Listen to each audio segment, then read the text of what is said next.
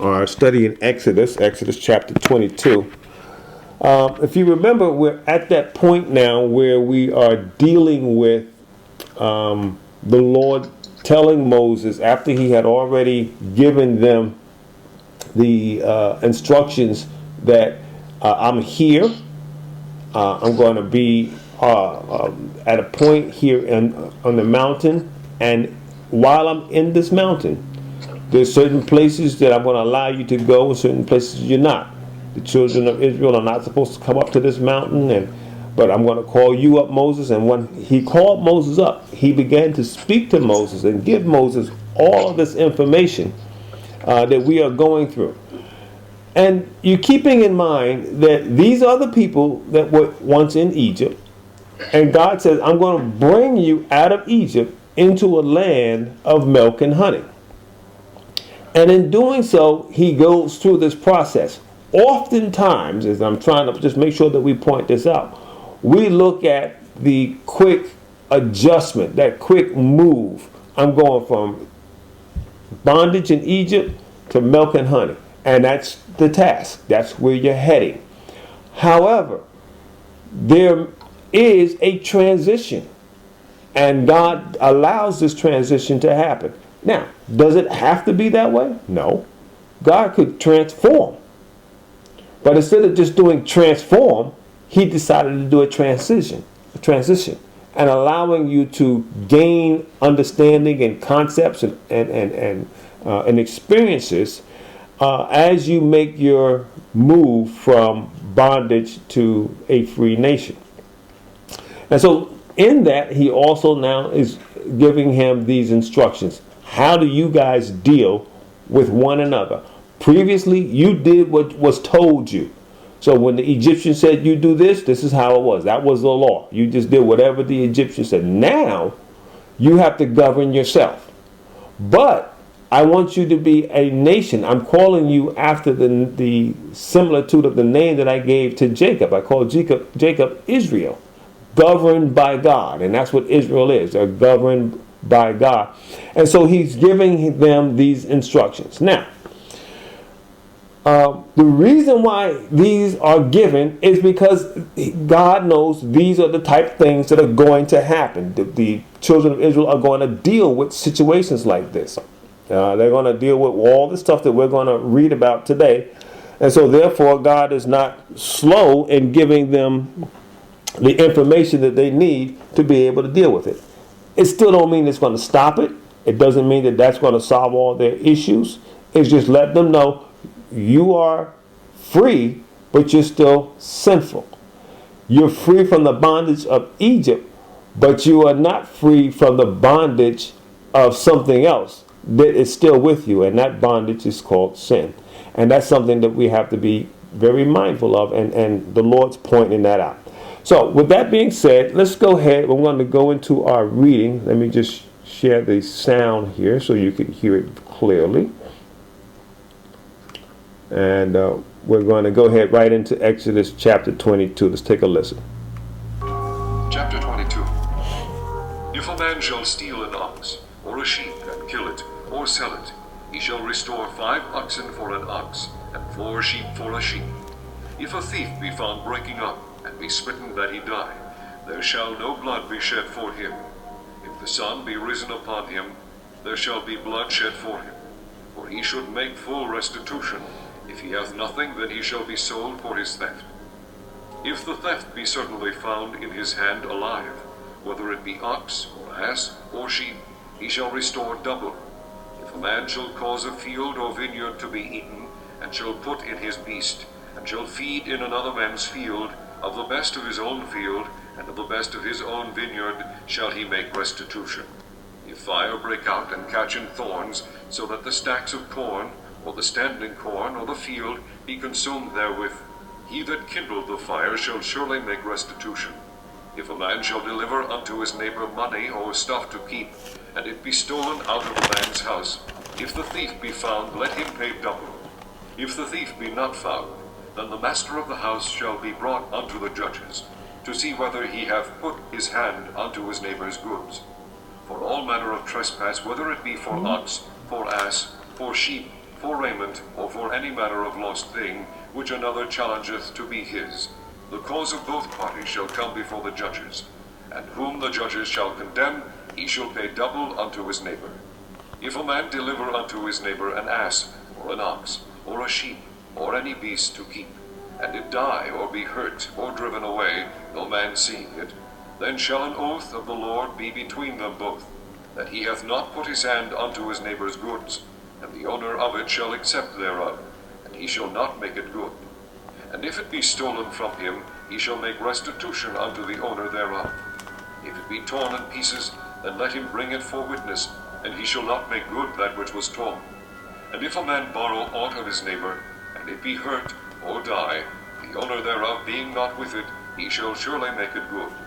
But if the owner thereof be with it, he shall not make it good. If it be an hired thing, it came for his hire.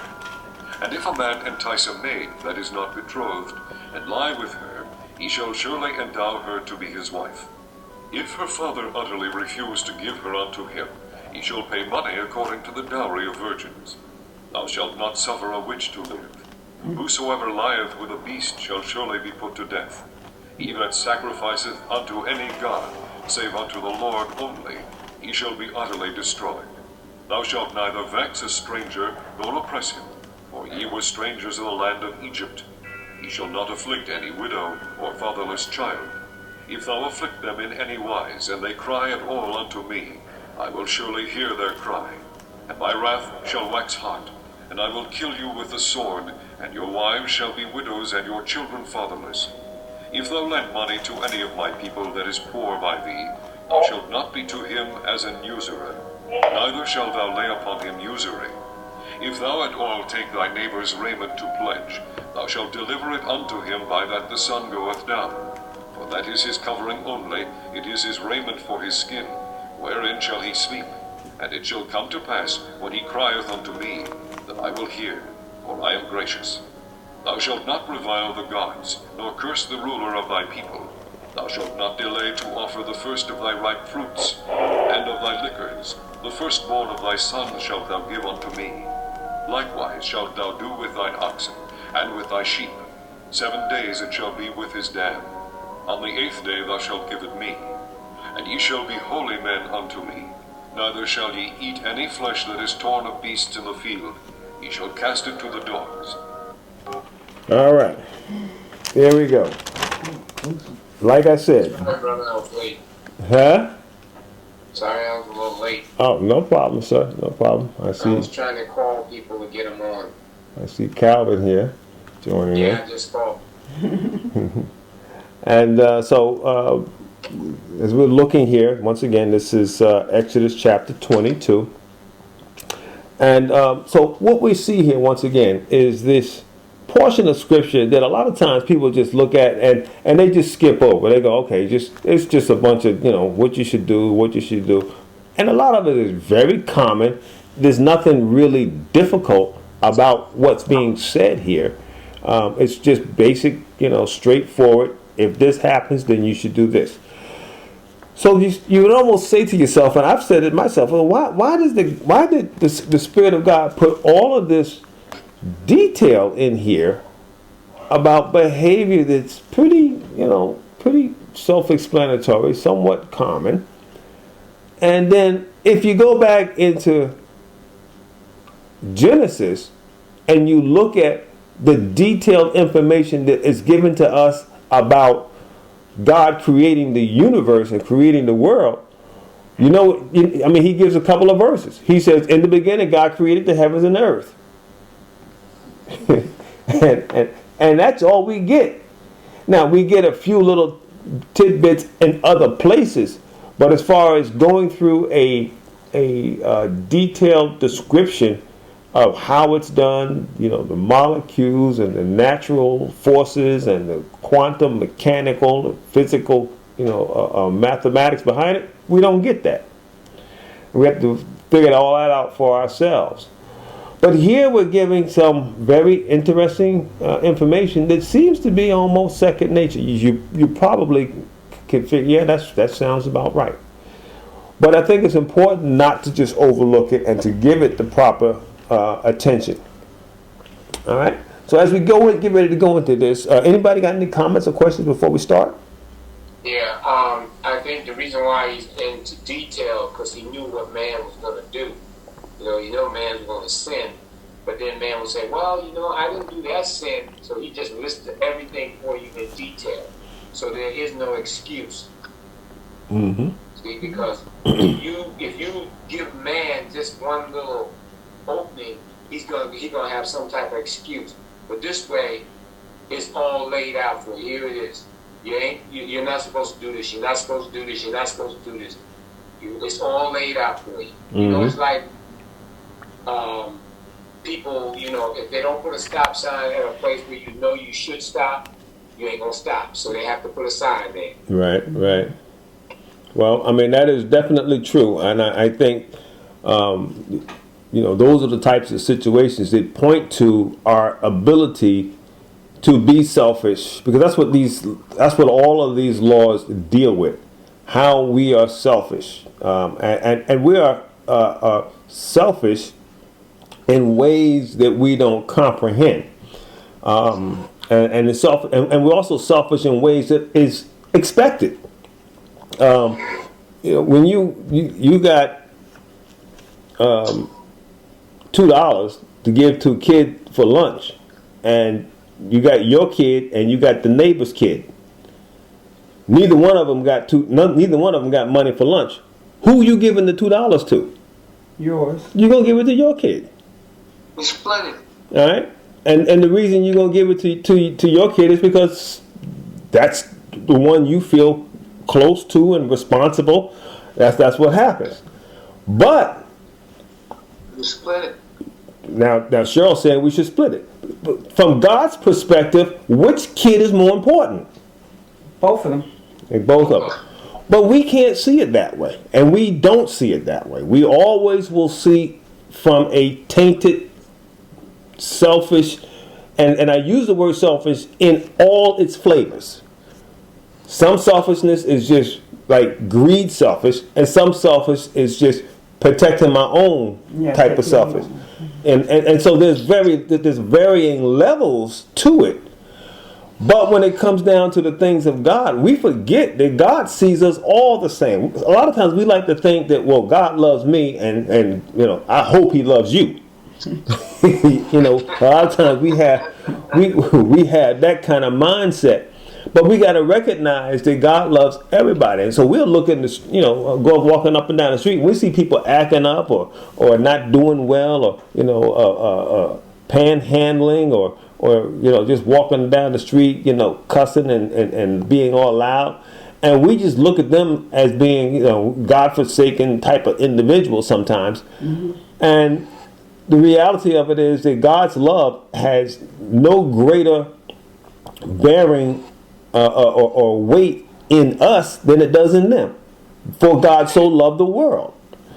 Now, our response to God's love says a lot and can do things, but his love is ubiquitous to all, and sometimes it's hard for us to understand it. And even though I'm explaining it, I can't even truly feel like I'm giving it, and proper justice as to how God cares.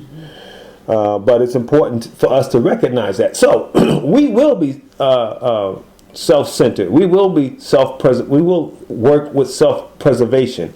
We will protect our own. We have all of those things built into us. Some people have it greater than others. Some people it's extreme, and other people it's a little more mild.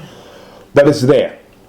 All right. So with all that being said, you got to take a look at these laws, and you look at the differences. And I want to try to see if I can point that out, because there's something as I was reading this chapter, I was looking at the differences that the Lord is pointing out. And I'll kind of, just say, let's use that as our theme going through this chapter here, differences. And I'll try to make it clear. Maybe you can see it like I see it. Not to say that that's the only way to see it. I'm sure there are other ways as well. But let's look at it. It says, if a man steals an ox or a sheep and kill it or sell it, he shall restore 5 oxen for an ox and 4 sheep for a sheep. All right. So this is saying that if a man that has no sheep goes and steals another man's sheep, a man that has no ox goes and steals another man's ox. Okay, what's the difference? One man has, the other man what? Has not. All right, there's a difference. And so the have not feels he wants to go and have. So I want to change my status from have not to have. All right, so I want to make a difference or a change in my circumstances. So I'm tired of having not, I now want to have. Well, the means in which you go to have is that I'm going to have, and when I have, I will make sure that you what? Have not. I'm taking from you. So it's not that I'm trying to have and I want you to have. No, I'm going to have and I'm going to take it from you so that it switches, it changes. I make a difference. I become the have and you become the have not. But I do it in means in which is not valid. See, in the animal kingdom, when a cheetah catches a gazelle, and he's got that thing and he's ready to go, because he's that fast cat, but he's kind of light and limber, and he's getting ready to devour his food. All of a sudden, the lion walks up. And the lion sees the animal that the cheetah just killed. The cheetah did all the work. But the lion says, oh, there's already some food here. I don't have to run out and chase it. And he just goes on what? Takes it. What is the cheetah going to do? The cheetah's going to do nothing, because the cheetah knows I can't defeat the lion. That's the way it works in the wild. All right. Now, is that lion, do we want to put that lion in jail? Do we want to put him, we want to confine? No, that's just how it works. So there's a difference then that God is saying, don't you guys, we can't what? Operate in that way. We are not beasts. You were made in the what? In the image of God. So you can't do, well, I'm bigger, stronger, I'll just take it, what you going to do about it type of mindset. Though in our world, we do see human beings doing that to one another, don't we? Amen. All the time. Bigger, stronger. And sometimes, well, if I ain't bigger, stronger, I got more gun power. And if I ain't got more gun power, I got more financial power, or I got more political power. So I can find ways, and I got more legislative power. So I can find a way to take 30% of the money that you get and charge you that kind of interest. We're going to see that here in a little bit as well. And take it from you. Why? Because my power legislatively and business-wise, I can just have you, wait for you to get into a bind. You need $1,000. Fine, here you go. And then I'm going to charge you 30% interest. Now, what kind of behavior is that? That's stealing. It's stealing all day long. But it happens. So this law, as you can see, it can stretch to many different areas. Now, we already saw when we looked at the first commandments that were given, when God said, thou shalt not what? Steal.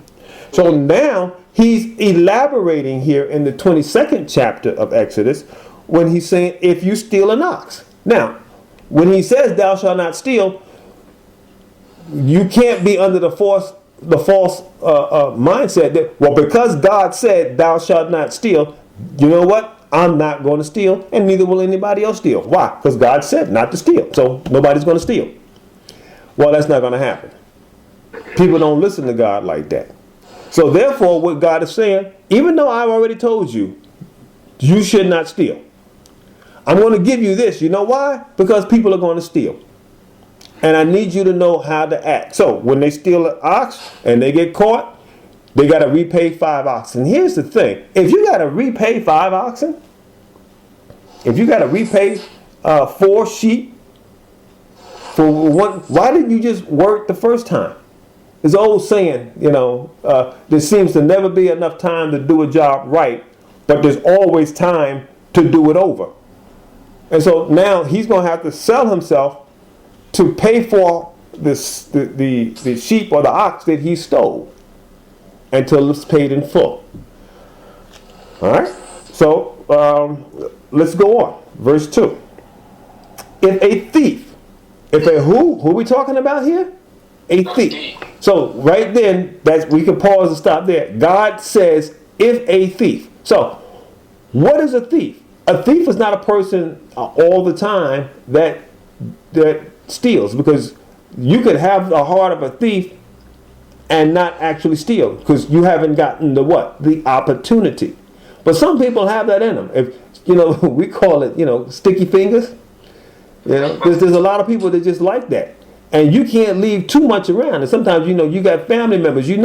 Well, where is so and so? Don't let him go in that back room because all that kind of stuff. And so what you got to keep in mind is, yes, there are people that are described as a thief. What does that mean? That's a style of sin. Well, what are we talking about? What is all this word of God all about? Sin. And what God is doing here, let me tell you about one kind of sinner that you're going to be dealing with. Now, a lot of people can steal for a variety of reasons if you starve and whatever. But what we're talking about is that guy that I just want what I want. And so God describes him and calls him, if a thief. All right, be found breaking up. In other words, he's breaking in, he's stealing in, he's breaking into a house, and be smitten. So if he's breaking in and he was found and he's smitten, in other words, he was what? Killed, because he snuck in, tried to steal, got into a struggle, and he got killed. He's smitten that he died. There shall no blood be shed for him. So look at that. You come in to somebody else's house trying to steal, you get caught, and you get killed.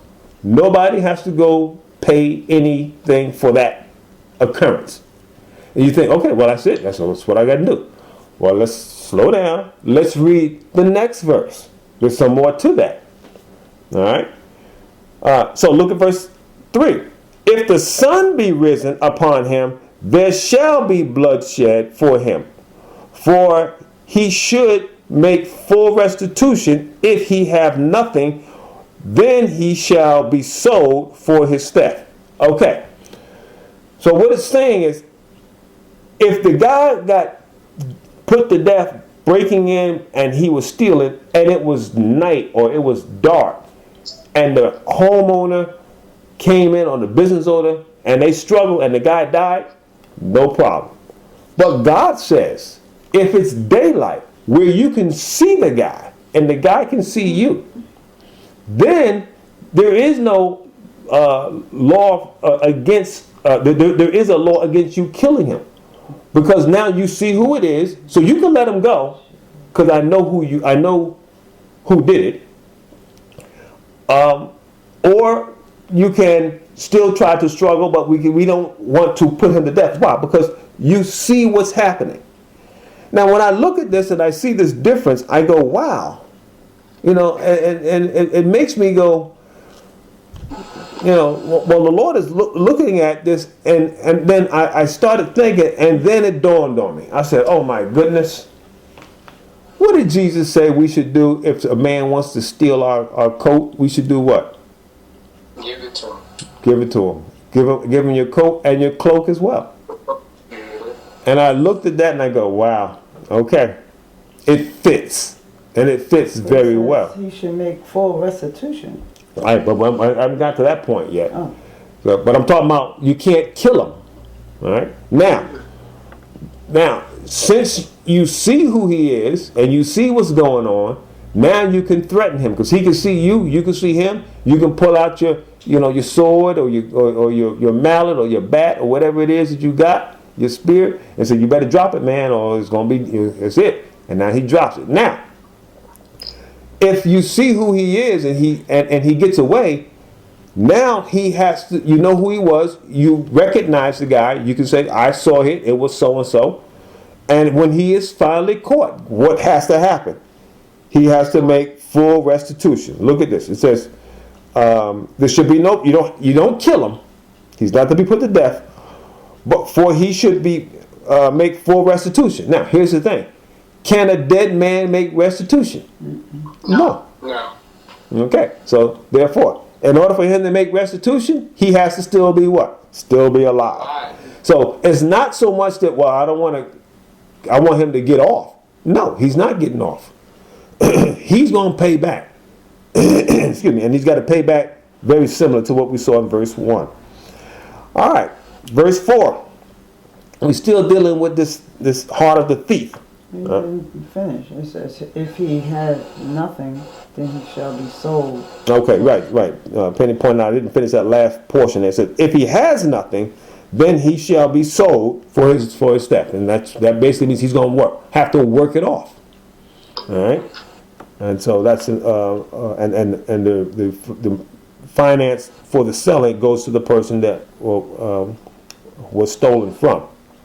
Verse 4, if a thief be certainly found in his hand alive, whether an ox or an ass or a sheep, he shall restore double. All right. So if you find him and he has your ox or your sheep, and that ox or sheep is still alive, you get your ox back, plus you get another one. You get double. Okay. All right, so we're still dealing with what? This heart of an individual that sees the difference between you and them as I don't have and you have, and I want to change that. All right. It's amazing how differences causes so many problems when we see the difference. Look at verse 5.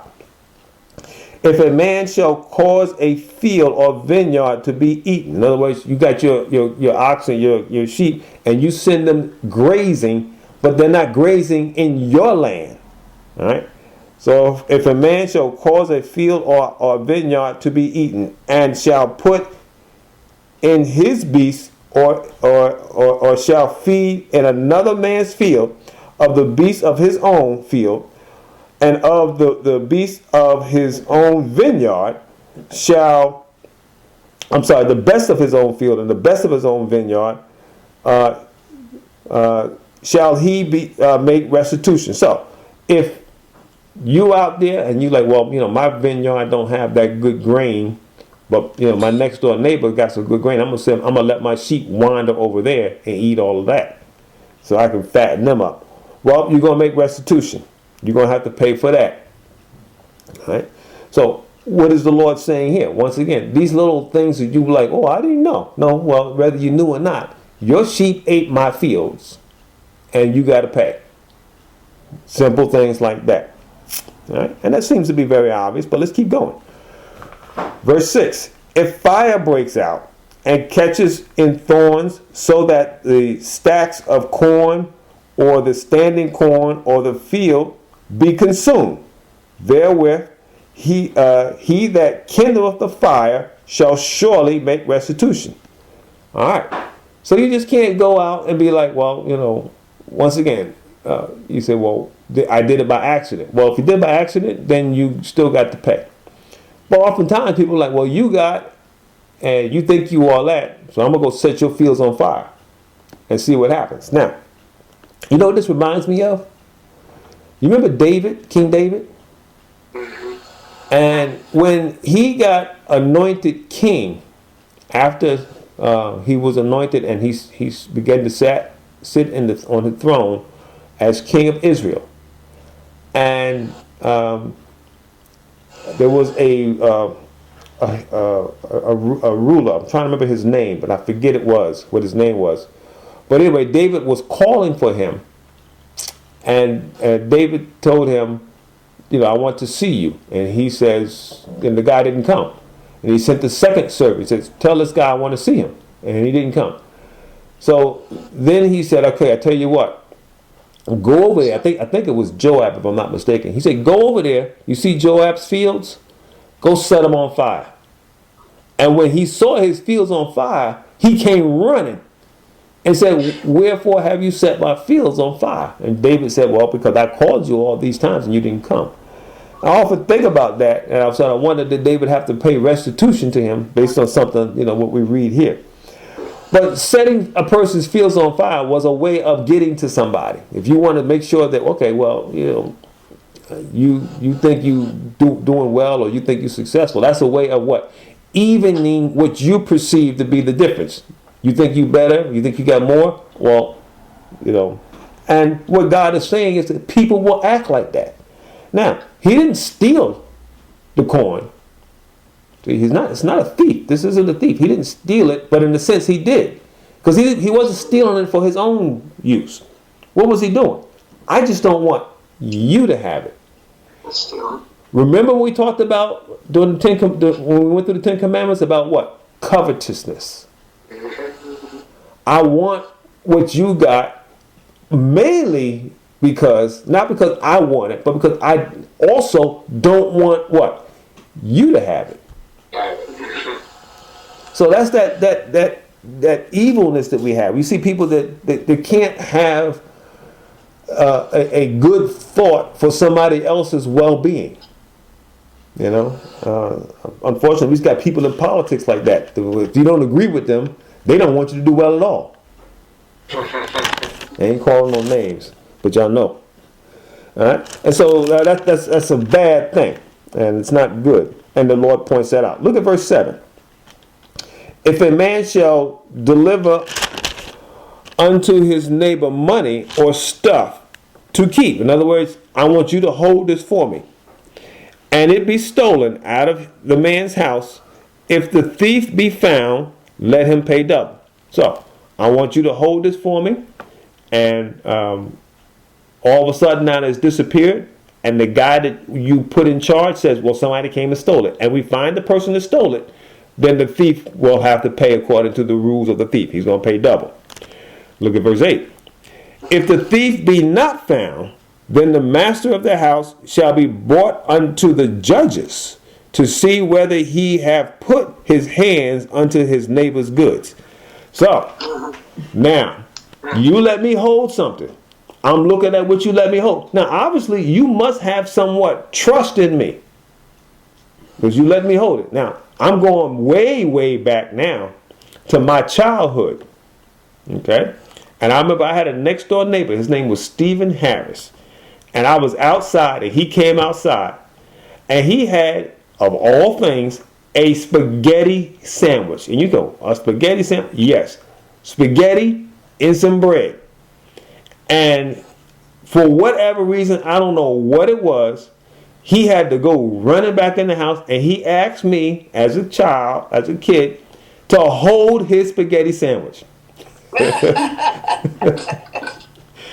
Well, what do you think I did?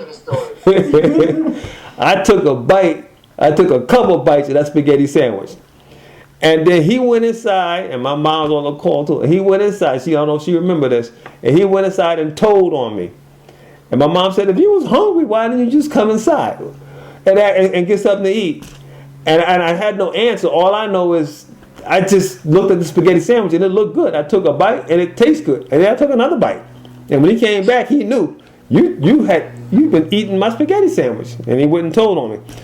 But my whole thing, as I got older, why would you give me the spaghetti sandwich anyway to hold? So, but that's something. So when you give somebody something, that person is what? Responsible to make sure that you hold it in the proper circumstance and situations and hand it back to them the way it's supposed to be. And I did not hand that spaghetti sandwich back the way he gave it to me. I handed it back differently. Well, now you got to pay. All right, so there's something to be done here. Yeah, that's why he took you to his mom. To mom. He took me to mom. The judge. Yep, she was a judge. That's right. So you got to bring him to the judge, and the judges now have to make a determination. Okay, what happened here? All right. Now, what does that mean? That says that you recognize there may be conflicts in stories. So therefore, you got to bring the story to a third party, which is the judge. Now, later on, as we go, several books down the road, we're going to get a look at some of these judges. What we're going to realize is these judges had issues too, but we won't go into that part yet. But You bring him to the judge, and the judge will make decisions and decipher. And what we see here is that God is saying, I'm going to give you these rules, and I'm also going to give you magistrates, people that can help you interpret and can decipher, because I want you to be able to understand these things about legality. Why? Well, I can't say I know all the reasons why God does things, but one thing is important to keep in mind. It helps us to see that we are sinners. It just cements in our mind that we will do wrong. So what is the Old Testament really, its ultimate goal is to prove to you that you are a sinner and you need a Savior. So all of these laws and all this stuff, a lot of times we think, well, these laws were given so we could do them and become perfect like God. That's not going to happen. These laws are not going to perfect you. These laws are here to show you, because in some way here, as we go through these chapters, you're going to find yourself. Now, we talked about the thief, and that might be you, it may not be you. Maybe that's the kind of heart you got, maybe it's not. But as we keep going, you're going to find yourself. I'm going to find myself in here. And all that's going to do is prove to us that we're sinners. We're going to struggle. And we need a Savior. So we're sick with sin and we need a physician. And that physician is Jesus. But we keep going as he continues to describe. All right. Verse 9. For all manner of trespass, whether it be ox or ass or sheep or raiment, or for any manner of lost thing which another challenges to be his, the cause of both parties shall come before the judges. All right, so here we go. This is what we do. We bring all this stuff before the judges. In other words, we're bringing them to what? We're bringing them to court. All right, we're going to have a hearing and decide this. And whom the judges shall condemn, he shall pay double unto his neighbor. So whoever the judge seems to be, okay, this guy seems to be telling the truth, I agree with him, the other guy's got to pay double. All right. Verse 10. If a man deliver unto his neighbor an ass or an ox or a sheep or any beast to keep, and it die or be hurt or driven away, no man seeth it, then shall the oath of the Lord be between them, both that he have not put his hand to his neighbor's goods. So what he's saying is, the man has to make an oath in front of God. I didn't do anything. I don't know why he died or something. Well, as we'll see here later, they'll say, well, maybe a wild animal attacked it. But he's basically saying, I didn't do any foul play here. All right. So he says, the neighbors. He make an oath to the neighbor's goods, and the owner of it shall accept thereof, and he shall not make it good. So if he swears to him, I didn't do anything, the owner should say, okay, well, I'm just going to believe you because I have no evidence against what you're saying, so I'm going to accept it, and we both just take it as a loss. Verse 12. And if it be stolen, now this is the thing. So now if we find out that it was stolen from him, he shall make restitution unto his owner thereof. So if you didn't protect it, so you let it get stolen, now you are under a responsibility. So if somebody gives you something, you have to protect it. See, if somebody says, hold my money, and you just take the money and just say, okay, I'll hold it, and you just put it in the, on the street and just leave it there. Now, I know where it is. I just left it on the street. When I go back, I'll get it. Nobody's going to do that because you know when you go back, it's going to be gone. So you got to give proper protection. When somebody gives you something, you're still supposed to treat it like it's what? Yours. Give it the same value. All right? 13. If it be torn in pieces, then let him bring it for a witness, and he shall not make good that which is torn. So if we now have some evidence, all right, it wasn't a thief, an animal came, a wolf came, or a lion came, and just took it, well, that stuff happens. Well, and so therefore he's not going to be held responsible, and you just have to go on. It's just the way of life. All right. It's 14. If a man borrow aught of his neighbor, and it be hurt or die, the owner thereof being not with him, he shall being not with it, he shall surely make it good. So, I'm borrowing something from you, all right, and if something happens to it, well, I'm responsible. Okay, I asked you, can I borrow this? When I ask you, can I borrow it? I'm what? I'm now responsible for the well-being of it. All right, that's pretty. But let's keep going. Look at 15. But if the owner thereof be with it, he shall not make it good, for it was an hired thing and came for a hire. So in other words, if the owner is there, I'm with you, and the thing gets broke or damaged, well, if he hired you, if it was a thing where, well, I asked you to loan me this for X amount of dollars, or for, I'll give you some corn or some wheat to allow me to use this for some time, and the owner's there. Now, I hired you. There was an exchange of goods. That's just the price of doing business. All right? It's as if like a landscaper. If you hired the landscaper to do a job on your lawn, and his machine broke while doing the job, it's not your responsibility, it's not my responsibility to replace that machine. That's the course of. That's the course of it. Yeah. If his machine hits a stump and it breaks the motor, I'm sorry. Wish you well getting a new lawnmower. All right. Verse 16. If a man entice a maid. All right. Now you see, we're making a change here, but not really. We're talking about differences, and we're talking about stealing. We're talking about a thief, right? We talked about all those different things, right? So in the same vein, but somewhat different.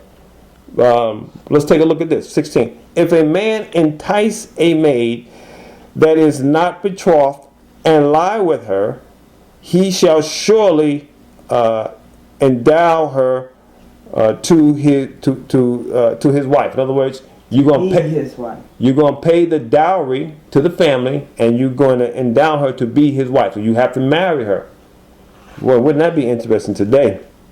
All right. So, why is this in here with this topic of stealing and taking away? Because what did this person did entice to do? He took away her what? Her virtue. Okay. Which has a value. Which a lot of times, unfortunately, women today don't think that it has a value. And will sometimes look at it as, nonchalant. It's no big deal. When it has, from God's perspective, immense value. All right. And we'll talk about that going forward, because we're going to get, when that's more of the subject matter. This is just kind of part of a list of things, but we're going to get to portions where that is the subject matter, and we're going to go deeper into why there's value to that, and why you should value it deeper than how we do it sometimes today. But let's keep going. 17. If a father utterly refuses to give her unto him, he shall pay money according to the dowry of virgins. So if the father says, I know what the law is, but I don't want my daughter to have anything to do with that guy.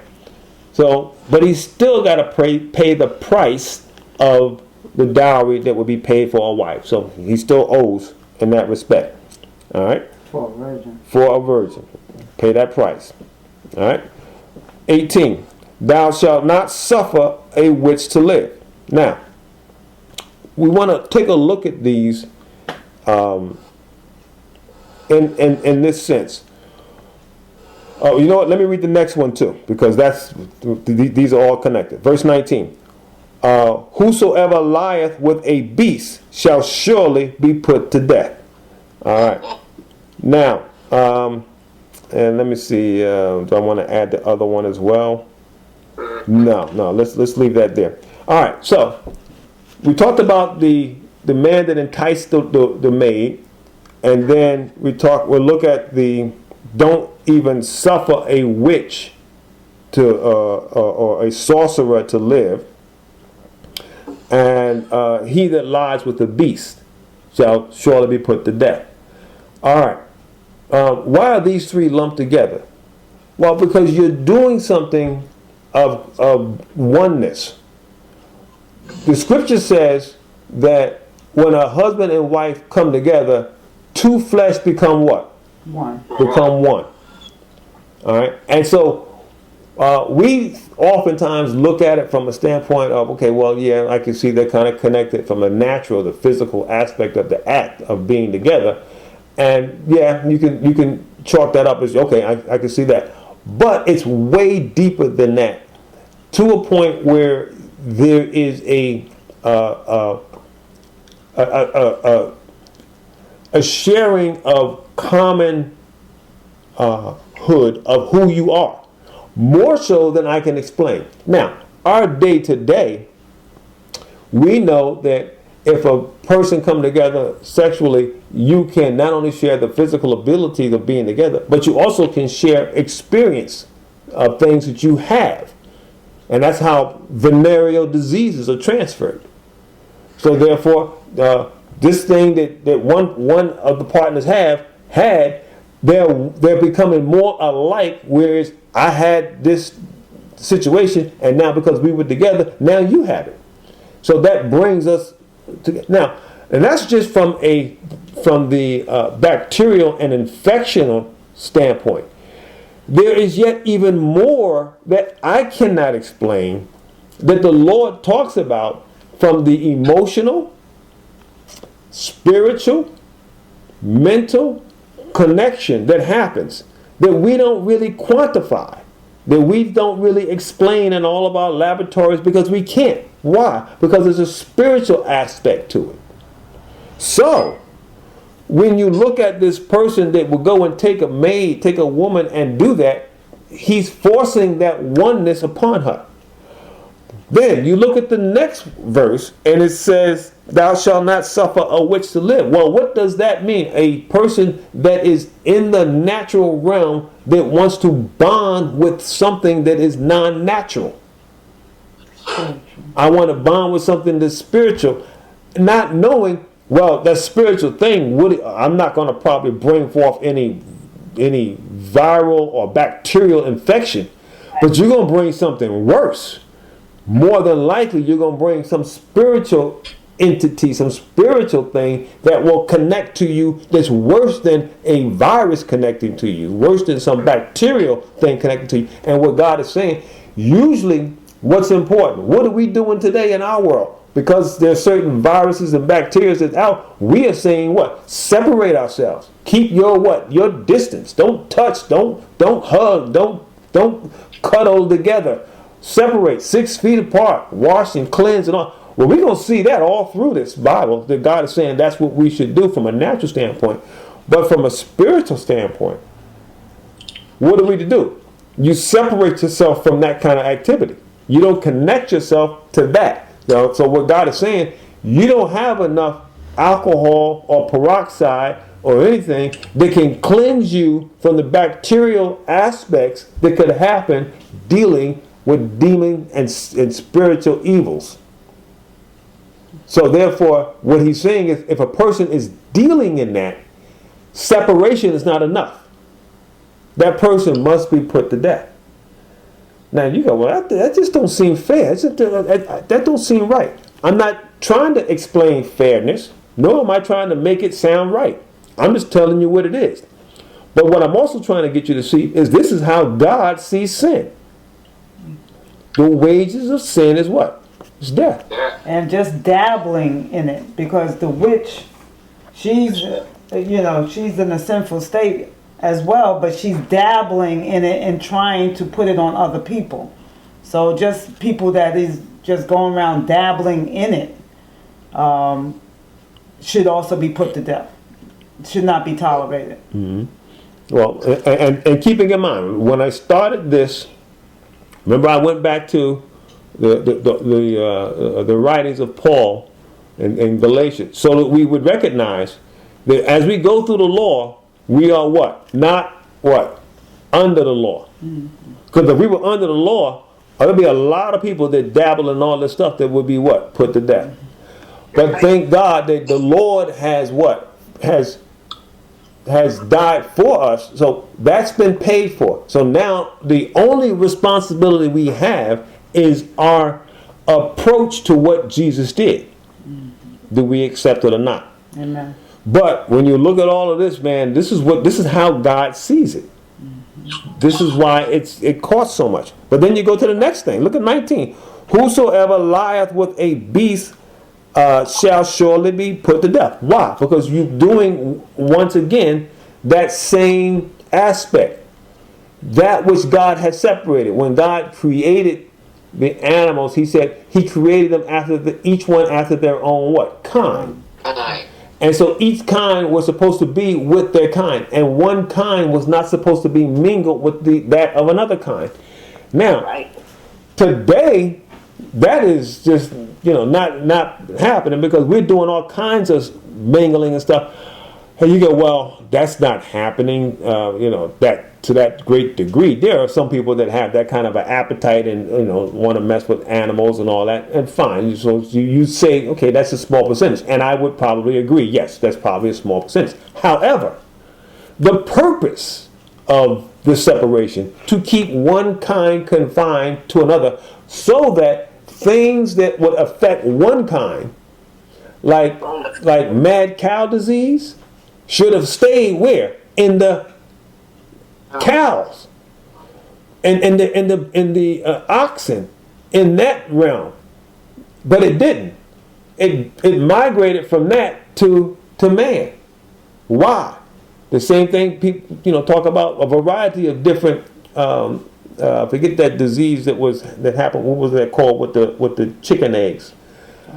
But my point in saying is that we dabble in a lot of things. Now, one of the things that we do is we do experiments first on the animal kingdom, and then we take the results of that and bring it to man. And there's a lot I can say about that, but I just throw that out there, and you can go and dig into it yourself to find out how we get a lot of our medical and different things established and so-called certified for use now on human beings after we tested it all on these animals first.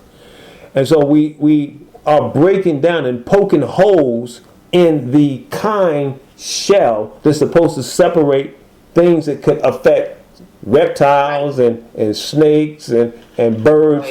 And we poke holes in that, and it leaks into us as human beings. So we have to watch out for that. Because that's something that we do. So when we look at this whole thing about lying with the beast, we think of from just one aspect, but it's multiple ways of dealing with introducing the things that can affect them that now can also affect us, and that's why these three are tied together.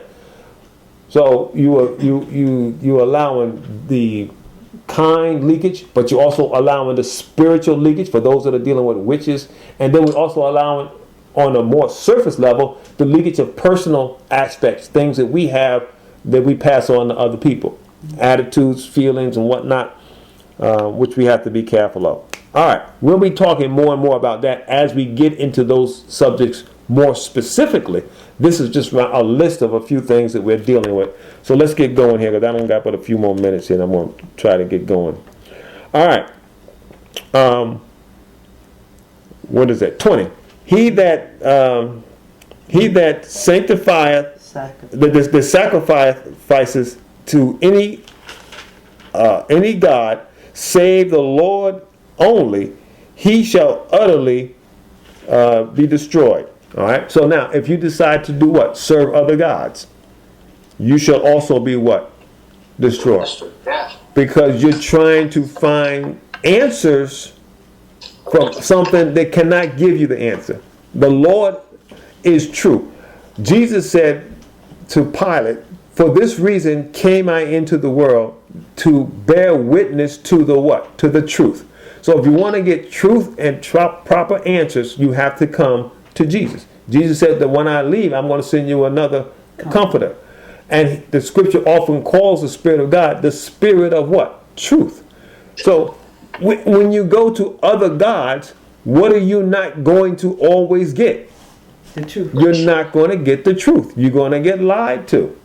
That's it.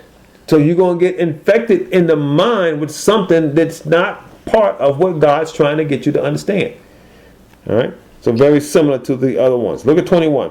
Thou shalt neither vex a stranger nor oppress him, for ye were strangers in the land of Egypt. This is important. 22.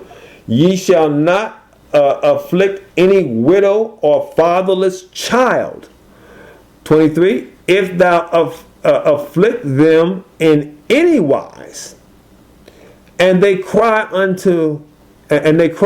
at all unto me, I will surely hear their cry. Verse 24. And my wrath shall wax hot, and I will kill you with the sword, and your wives shall be widows, and your children fatherless. Right. Look at that. So what is this saying? Those that are vulnerable, widows, fatherless, strangers, those are the ones we're supposed to make sure that we entreat. The scripture says we should entreat strangers properly, because you may not know. You might be what? Entreating angels unaware. So when we see a stranger, we should build a wall around them so they can't get next to us and get any of our goods. That's what we should do. Build a wall, right? No. We should be what? Welcoming, inviting, willing. Children that suffer, that deal with, and let me tell you something. This is global. We got children all over the world that, for no fault of their own, are in horrible situations because of the neglect of the parent of that child. And so what God is saying is, you should recognize the fatherless, those that have no means of protecting themselves. And see, in this day, being a man was key, because the men had the strength and the men were the protector. So when you were a woman that did not have a husband, then you were vulnerable. So the widow needed what? Protection, additional protection from someone that's not her husband and not her father. Same thing with the child that happens to not have a father. I have no one to stand before me until he gets grown. Very important. So what God is saying is, if you take advantage of vulnerable people, I will hear their cry, and you will pay for that. All right? So it's important to keep that in mind. 25. If thou lend money to any of my people that is poor. So once again, does this connect to the previous ones? Yes. A person that is poor, that doesn't have. Sometimes they have no choice but to do what they need to do when they say, well, if you're poor, you don't have, I need you to do this. Well, sometimes you can take advantage of people, get them to do stuff that and you don't compensate them properly. But let the Lord say that. I'm going to explain it. Let's listen to how the Lord describes it. He says, if you lend money to any of my people that is poor by thee, and thou shalt not be to him a usurer, neither shall they lay up on him usury. What is usury? Interest. We look at today, people are being charged all kinds of interest. When I was a kid, there was a thing called loan sharks. And they would loan you money, but they would charge you 25% interest. And if they got caught, they were thrown in jail. That was back in the 70s and the 60s. Well, today, in our so-called enlightened era of 2020, you can charge somebody very, across the board, very businesslike, and charge them 25, 30, 35% interest. And what God is saying here is that you are taking advantage of poor people. And look what happens here. It says, look at 26. If thou at all take thy neighbor's raiment by pledge, thou shalt deliver it unto him by the sun going down. In other words, don't keep what he can give you to entrust. So if you say, well, I'm going to have you work for me or do this task for me, but I need something to have as a assurance that you're going to do it. Well, make sure that what you ask him to do, he can do in a day, so you can give him his raiment back. So he don't go the night without what? Without covering. Right. So our system today is very barbaric. We are very sophisticated thieves, very sophisticated people taking advantage of folk. Our organizations and all of our so-called structures that are so supposedly, well, we're here to help the poor. No, not when you're charging them 30% interest. We're here to help the fatherless and the orphan children. Yeah, but the executives that run that thing are making millions of dollars, and the children are getting the leftovers. You see a lot of businesses that operate that way. A lot we can say on that, but that's something that we should always keep in mind. All right, 27. For that is his covering only, and is his raiment for his skin. Wherein shall he sleep? In other words, God is saying, if you take his coat, his raiment, where is he going to sleep? He needs his covering. And it shall come to pass when he crieth unto me, that I will hear, for I am gracious. So what God is saying is, I'm going to hear the poor people. I'm going to hear their cry. So he's saying, I'm going to hear the widow's cry. I'm going to hear the fatherless, the orphan cry. I'm going to hear the cry of the poor. Jesus said, the poor you will what? Have with you always. Always somebody crying unto the Lord. 28. Thou shalt not revile the God, nor curse the ruler of thy people. Now, what it says here, if you have another version, it may say, thou shalt not revile thy judges or thy rulers. And that's why God is put in a small g. Not like you're worshiping a God. So what he's saying is, those that are put over you, the authorities, you shouldn't curse the authorities. Don't curse your rulers. Right. All right. So we recognize they may not be doing right, but what are they supposed to do? They're sinners too. They got greed and lying and thieving in them, just like everybody else does. Just because a person runs for public office, don't make them good, and we know that for a fact. We can testify to that. All right. But what we should do, we go to God about our circumstances, and that's something that we've lost. Oftentimes we want to just attack, and you look at these political ads, all they do is attack one another. They have no sense of just asking God to help me be the right person for the job. And if I'm not the right person for the job, well, Lord, put the right person there. No politician is going to say that. None of them. All right, let's finish. But that's our recourse. We should pray to God. If the judges and the rulers are incompetent or whatever, we should be praying. Exactly, we should be for their removal. All right, let's finish this up. 29. Thou shalt not delay to offer thy first of thy ripe fruits and of thy liquors, and the firstborn and of thy sons thou shalt give unto me. So what is the Lord saying? Your blessing, when you're blessed, recognize that it comes from who? The Lord. And you should always offer it back to him. Be thankful. This is the Lord's. Lord, how should I use it? What should be done with it? All right. There's a lot. We're gonna see this some more. So we won't spend so much time on that, but we're gonna definitely revisit that. But you just want to recognize that your blessings come from the Lord. Verse 30.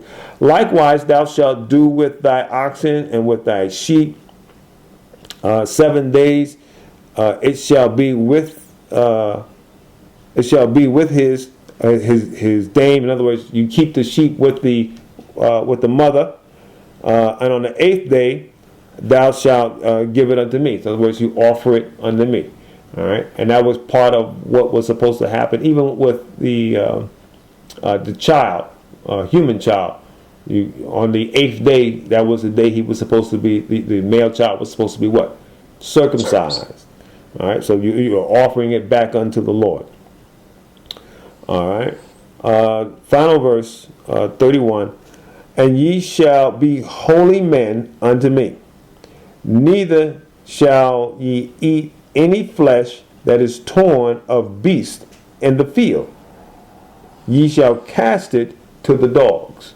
So what the Lord is saying, there's certain things that are not an advantage, even if it seems like an advantage. I'm hungry and I just came across this sheep that the wolves just tore up.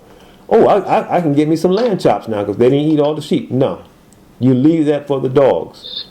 Trust in the Lord to provide. Don't trust in those things to provide. So don't look for a beast to devour something and then hand it to you. Oh, so what does that speak of? Don't let the devil grab something and do what? Hand it to you. Who did he try to do that to? He tried to do it to everybody, but it's recorded that he tried to do it to who? To Jesus. Jesus. He said, he showed them the wonders of the entire world. He says, all this is mine, and I'll give it unto you if you do what? Bow down and worship me. Okay. Don't eat the dog's leftovers. Don't do that. God's got your provision. You know, let the dogs eat the dog's leftover. You give that. He said, what do you do with that kind of stuff? You give it to the dogs, because that's who that is for. I have better things for you than that. So don't eat dog food. You got better things in store. All right, so we're going to stop there.